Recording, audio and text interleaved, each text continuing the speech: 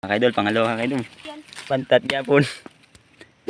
Sugidlaw dito mga kaidol kaog pantat nya timing man kay summer man karon labas sa mga isda kay gamay lang kay tubig yung sapa ay dili man din siya sapa So, mga kaidol guys, ilog man din kanang labugan ba sa Carabao ba nindot kay ni diri mga kaidol among spot kay dahang kay nig isda din Kusama ko naman mga pisot na nila lang mga kaidol.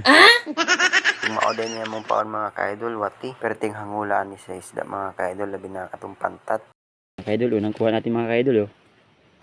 Jackpot. Laki. perting lipayan na ako mga kaidol nga nakuha tag pantat nga perting nakuha sudan na kita ni mga kaidol ug diri dapita mga Ikaw, kaidol na si bad mo? nakuha sa kanang kauban. Laking kasili. Ang aba. Ya pagabot sa balay amo nagisugba mga kaidol amo kuha ug amo isidan sa paniudto.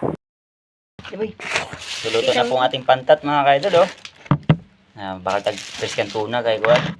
Gusto raman ito nakuha. Dalawa na po. Hindi boy. At may... Ito boy Ay, kutsara boy. Ay, pinamot ka na boy Ito na boy Wanay hugas-hugas kamot mga kaidol, diretso punit kaon diretso. Panay hunaw-hunaw mga kaidol Cuman doon kung kutara mo tinakuha ka niya.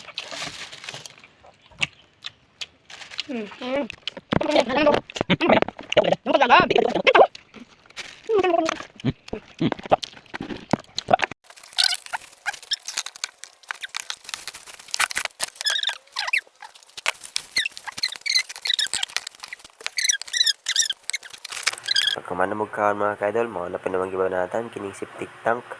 Septic tank ang tanay akong plano ani mga kaidol.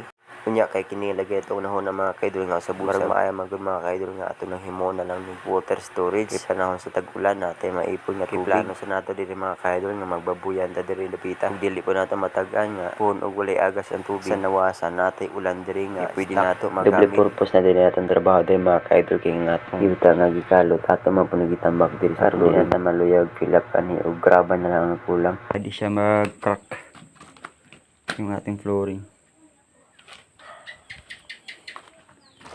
Ayan. So ito na po yung ating nahukay din para sa ating gagawing storage sa ulan. Yan. Hanggang dito yan mga kaidol